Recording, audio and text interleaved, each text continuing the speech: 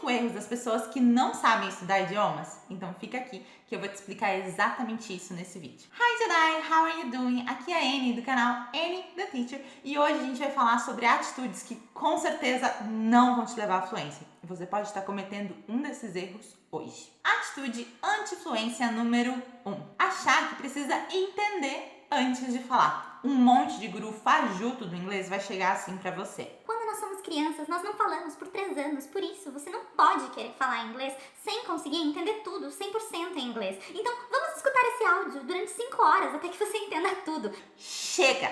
Vai tomar no cu. Eu tenho uma notícia pra você. Você não é um bebê. Mal aí, se eu tô parecendo meio agressiva, eu juro que eu sou super fofa. Mas esse tipo de coisa me dá muita raiva. É mentira que nós não falamos antes de entender. Tudo que um bebê faz desde os primeiros dias de vida é tentar se comunicar. Ele exercita os músculos através de choros, cooing, sílabas. E o que acontece quando ele aprende a primeira palavra? Ele não cala mais a boca. Eu até entendo as pessoas que não querem ficar fluentes em inglês utilizarem esse tipo de método. Às vezes, o teu objetivo pode ser só ter acesso a alguns livros, palestras, conseguir ler um artigo para tua faculdade. Tá tudo bem se for isso.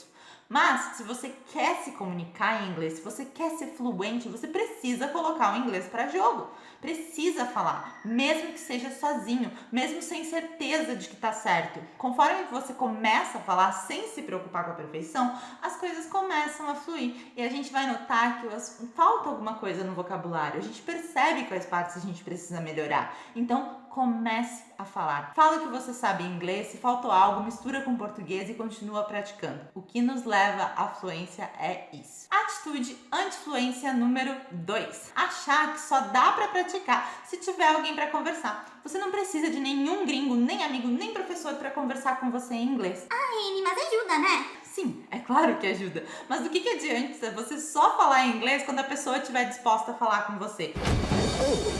Ou pior, ainda ficar travando e perdido porque não praticou sozinho antes. Idioma é igual ao esporte. Um jogador de basquete não joga só quando tem alguém para jogar com ele. Ele corre sozinho, ele tenta fazer cesta de ângulos diferentes, faz passes com a parede. Ele treina muito sozinho antes de ir para o jogo com alguém. E mesmo profissionais ainda jogam bastante sozinhos nas horas livres para praticar. Praticar sozinho é a chave para conhecer essas próprias fraquezas e melhorar. Assim, quando a gente chega no momento de falar com alguém, a gente não tem vergonha, nem fica travando por aí. Então fala em voz alta, fala sozinho, inventa mesmo, traduz. Não sabe se tá certo? Foda-se, fala mesmo assim, ninguém tá aí pra te julgar.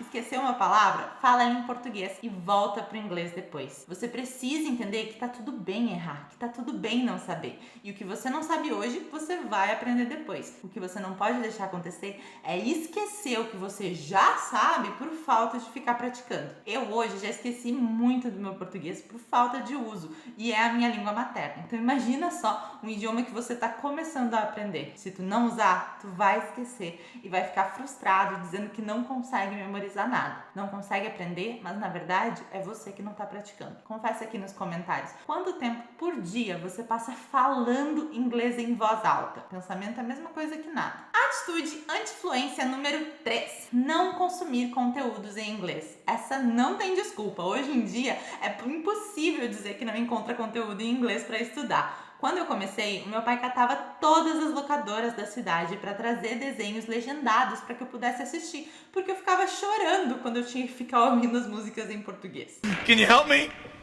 Can you tell me? Hoje, a gente tem tudo com um clique. Até filme brasileiro a gente consegue colocar dublado em inglês. Assim, a gente não precisa nem sair da cama para isso. Então, a partir de hoje, acabou a dublagem em português. Deixa tudo com legenda e se compromete a se esforçar um pouquinho para ler. Ah, lá no meu Instagram tem uma dica incrível de extensão no navegador para estudar enquanto assiste Netflix. Depois você passa lá. Agora estamos chegando nos 2 últimos erros e eu quero saber uma coisa. Já se inscreveu aqui no canal? Se inscreve e já manda esse vídeo para todo mundo que eu sei que tu conhece que quer aprender inglês, porque com certeza eles cometem algum desses erros aqui. Atitude anti-fluência número 4. Em inglês é muito difícil, eu não consigo aprender. Você sabia que o seu cérebro desiste de tentar alguma coisa quando você diz que é difícil? Ah, Annie, mas é difícil mesmo. Tá, tudo bem.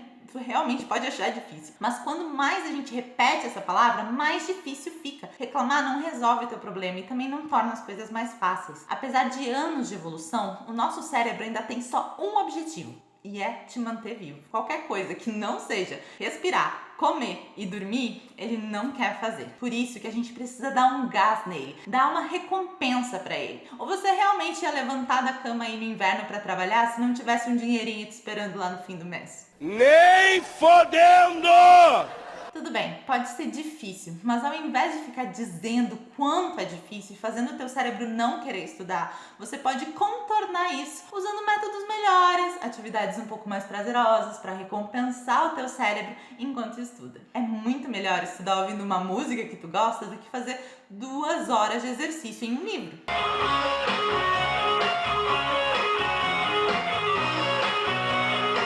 Aproveita e confere depois o meu vídeo de atividades para quem não curte muito inglês ou não sabe com quais atividades pode treinar. Tá aqui embaixo na descrição. E por último, a maior das atitudes anti-fluência. Atitude anti-fluência número 5. Traduzir palavra por palavra. Essa é a atitude que mais ferra com todos os teus estudos e pode pôr tudo a perder a qualquer momento. Sim, é importante usar a tradução, mas tu não deve nunca focar em cada palavra. Não fica procurando palavras aleatórias no Google para poder formar as tuas frases. Aprende com frases em séries, em músicas, aprende estruturas mais completas e nunca anota a tradução da palavra solta, e sim a tradução da frase. Não tenta traduzir sozinho, a não ser que você já seja muito bom em interpretação de poesia. Se você não tem a tradução do texto, tente entender por blocos, pelas palavras que tu já conhece, ao invés de ficar pesquisando as palavras que tu não conhece. O inglês é um idioma muito mais simples do que o português. Toda e qualquer palavra pode ser tanto um substantivo, quanto um verbo, quanto um adjetivo. Eles são muito econômicos nisso. Por exemplo,